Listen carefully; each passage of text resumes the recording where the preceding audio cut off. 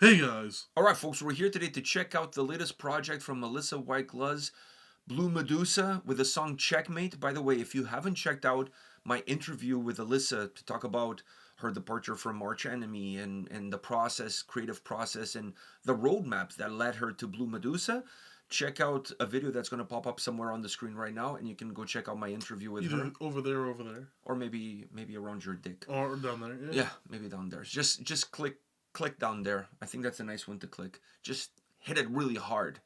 Down there. Not too hard. Not too hard. But go check it out because I think it's a great interview. It's a great chat, and it gives you a little bit of an insight into how we end up with Blue Medusa. All right, are you ready to check this out? Yeah. Are you excited? I'm quite excited to see where this goes. Okay, perfect. All right, let's go. Let's find out.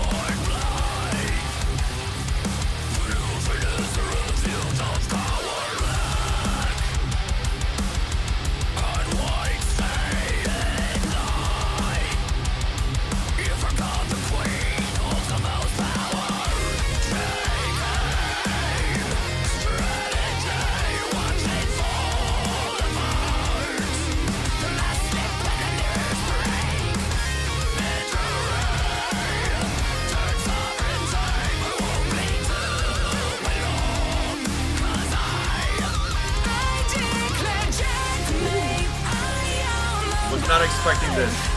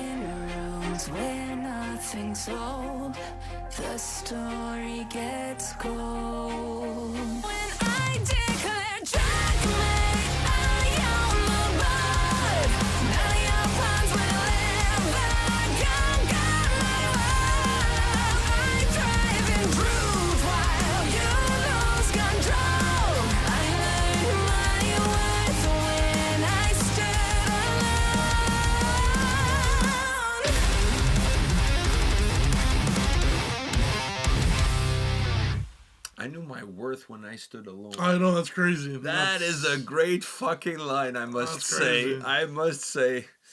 So, what's your take? Dude, this is good as fuck. Also, why do the pawn heads look like that? Yeah, let's move on from that. Anyways, dude, this was like better than. Fuck, now I can't unsee it. You're right. You can't unsee it. Why? It's like the French helmet. It's like the World War I French helmet. That's not what I was thinking, but okay. No, I know. All right. Anyways, this is better than some of the newer arch enemies. Here we go. I was gonna try to avoid not making comparisons. Dude, I think it's impossible not to. But dude, you're doing. You're really putting the Stevie Wonder glasses on if you're not gonna compare. I almost said Bill Cosby, but he wasn't blind. No. Not all black people are blind. So.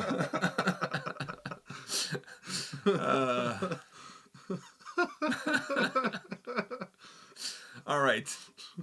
What a weird one. Yeah. Okay. You got me there, I guess. All right. You got me there. You kind of walked into that one. Yeah, I guess. You know what I mean?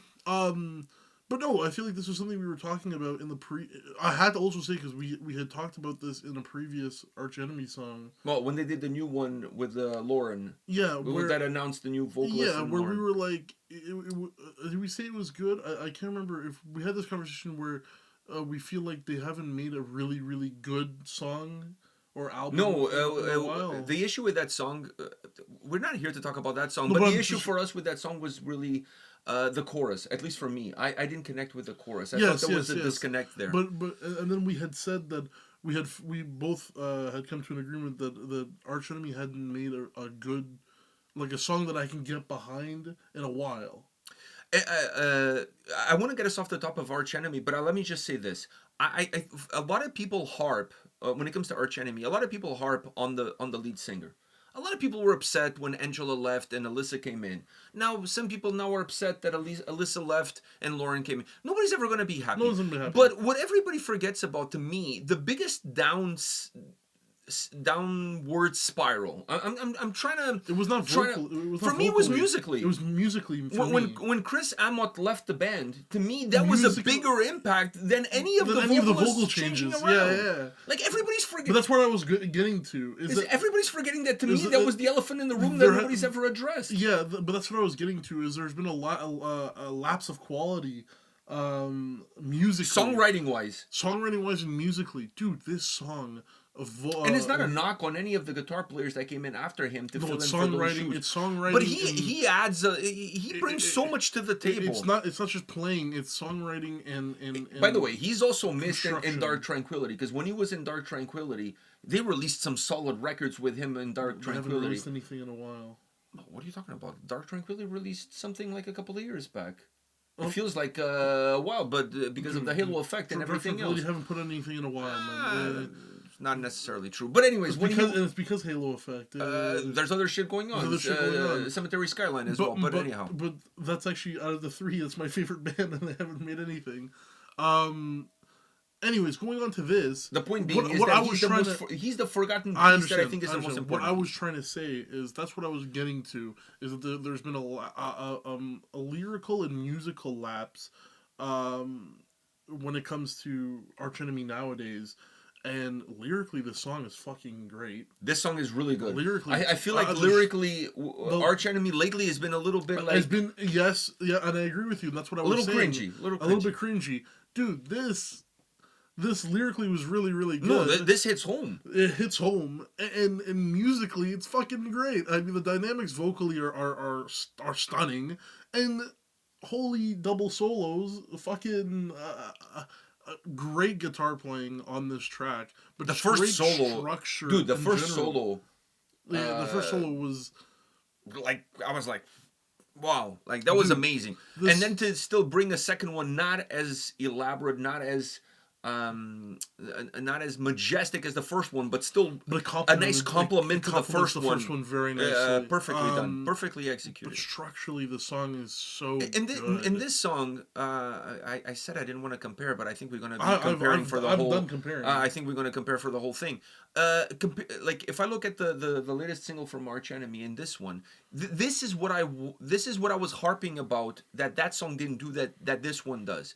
Which is like, because in the comment section of that video, people were like, "What the fuck are you talking about?" They always had melodic choruses and things. I wasn't harping about the chorus being more melodic or less melodic, but the song structure, the way you lead me to that melody matters. It's not just going from one sound to the next. Exactly. You know, it's creating a journey that allows me to follow that journey, follow that path where things are happening that make sense on why they're happening. Exactly, and I'm okay if the first time around it gets me. Like the first time around when she hit the clean vocals, we were It both caught me like, off surprise because I didn't. Not that I did. Like, I know she can do it. She's done it but before. that's not the. But that's not the saying. point. The point is I didn't think it was happening in this I didn't song. think it was gonna happen. But then when you listen to it the second time around, Oh, it's even better than the first time around. But that's when you're like, oh, okay, now you can see the build up and why it came in. The first time around, you don't see it because you're not expecting it. It hits you. No, but then you also but realize in the other song, what we were complaining about is it was not a. It was not that clean vocals weren't good. It No, was I'm just saying, the way they led to them. Exactly. I'm saying it wasn't a shock when it was a kind of a shock when they hit the first time, but then the second time around when you're listening and they hit again, you're like, yeah, what I'm supposed to now see because how I know how the song is gonna go. Now I know where I am. I played these games before. I should be able to map this out. But then I'm listening to it and then they hit again and it's like, no, I don't. I'm not able to map this out. I like this track Here because it creates a very fluid and smooth transition from the heavier driven verses into the more melodic, clean vocal style chorus. It's smooth. And then they come in again. And unlike the other, and once again, I hate that I'm doing what I'm doing. I've stopped comparing. I hate doing what I'm doing. No, this. I'm just trying to explain because people in the comment section, either they're dense or they don't understand what I'm saying, or they don't speak English. Maybe that's the problem, and things got lost in translation. We gotta switch our languages. My issue with that track was that it felt like you're driving a car while playing a vinyl, and then you hit a bump, and the needle skips, and you're like, "Fuck! I feel like I just missed like a piece of the song because how did I went from that piece to this piece? Like, was the skipping? That's exactly what my issue was. It was not what it was. It was not what I was been given. It's how you took me there. The reason why you notice it is because the first time around you're never gonna notice it, but the second time around you're gonna notice the build up. The second time around because like I said, you played these games before. You already know where the fuck it's going, right? The difference between the songs is that one, the second time around, I still don't know how the fuck I got here. Here, the second time around, even during the second time around, there was clean vocals, and then it went back to the pre-chorus, and then it went to the chorus, and it was nice. It was like I was getting double clean vocals. I was getting 2 for the price of 1. And at the end of the day, and at the end of the day, it comes down to songwriting. In my humble opinion, this comes down to songwriting. Well, and then structure. But that's part of songwriting. When you're writing the song, you have to write the structure of the song. It's not like the structure appears out of thin air. True. And then obviously the execution of how you're going to play it. So there's a lot of moving pieces. So sometimes when I'm critical of something, I'm not critical necessarily of the element itself. Like here, for example, I really like the clean vocals on this song. Now, I've been critical of some previous Arch Enemy songs with Alyssa with clean vocals, which I didn't like.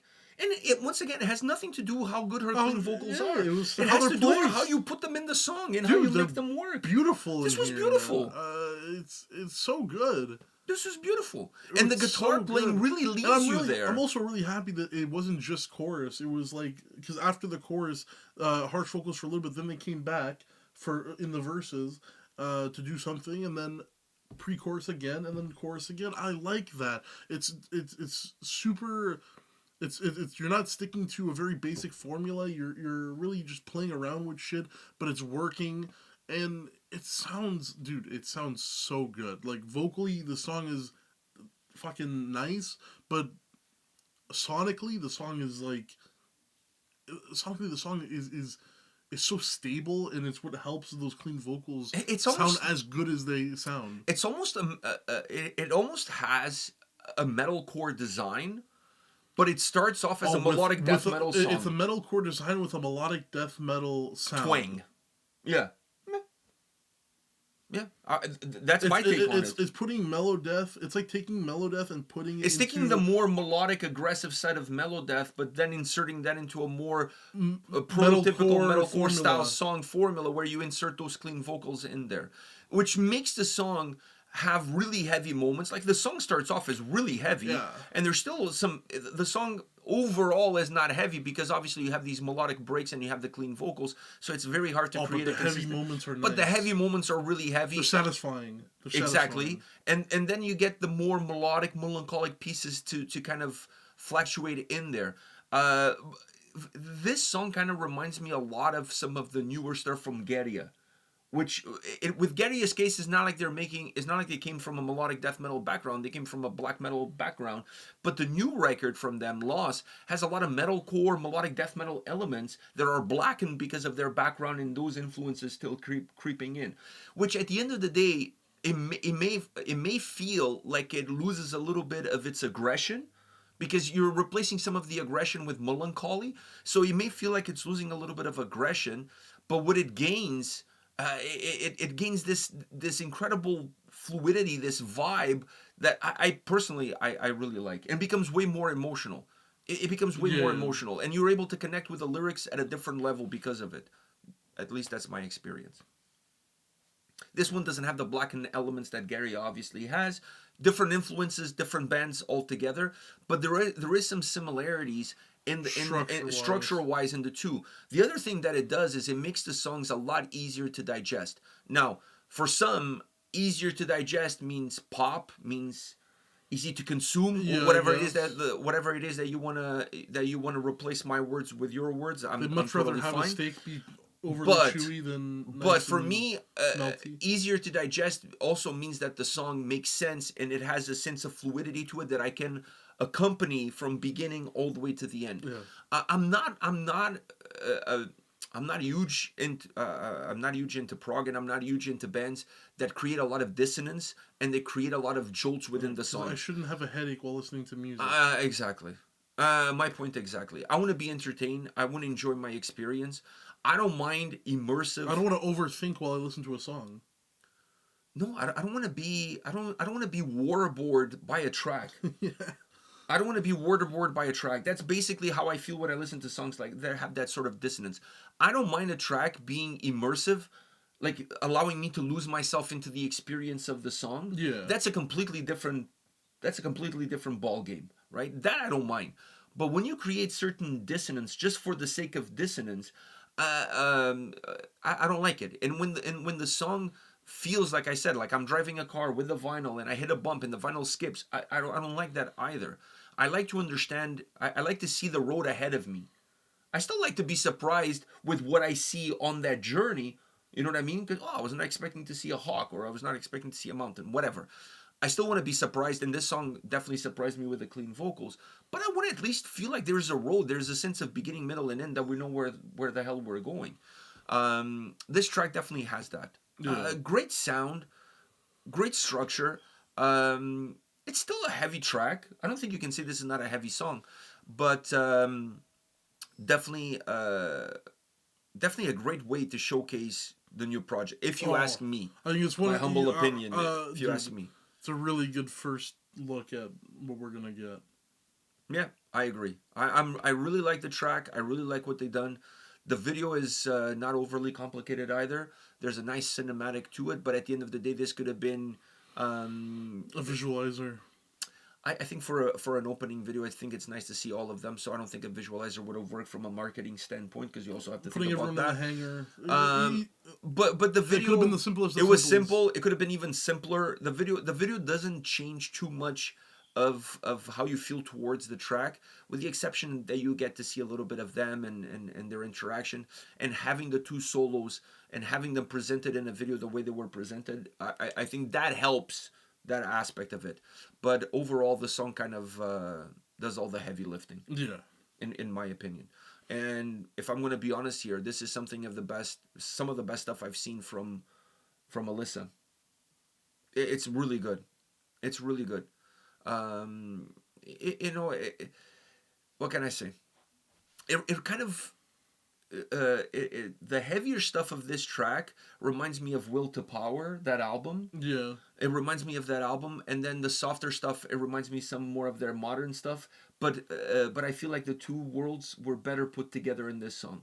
There's a much seamless experience as far as this track is concerned. I really liked it. Yeah. I really liked it. And I'm not saying this now because I'm trying to get an interview. I already did the interview, so I could have said now that the song is total shit. Wouldn't have changed the fact that that's already done. So I'm telling you exactly how I feel. I really like this song. Yeah, man. Dude, it's... Looking forward to more. I can't wait for more. Looking forward to more. And I think this is a band, like, I really harped really hard on not liking that song that she did in French on the last Blood Dynasty, the last Arch Enemy song. Because not that I don't like her French, not that I don't like her singing, I just felt like that song that didn't belong there at all. I think in this project she can pull off shit like that way better. Oh, of course. Because there's no preconceived idea of what it needs to be, or what it should be, or what it has to be. There's a clean canvas. Yeah, it could be whatever she wants it to be.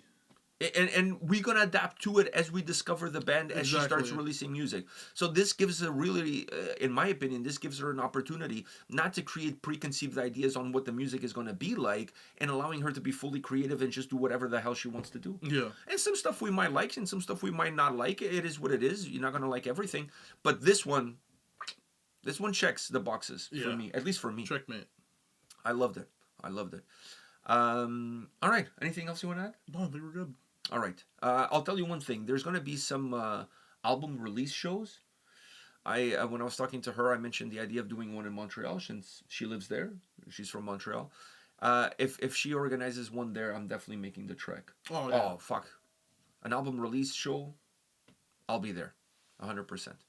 On that note, guys, thank you very much for watching. I'm dying to hear what you got to say because this has been a hot topic these last couple of weeks. And now there's some new material, so hit us up in the comment section. And dying to hear what you got to say. And at the end of the day, I think this is one of those win-wins. Yeah. Arch Enemy continues to make music. She makes music. We get double the music. We all win. Double the fun. Everybody wins. All right? And if you don't like something, don't listen to it. Go listen to something else. There's plenty out there. There's plenty of fish in the sea. Yeah. We'll see you all at the next one. See ya.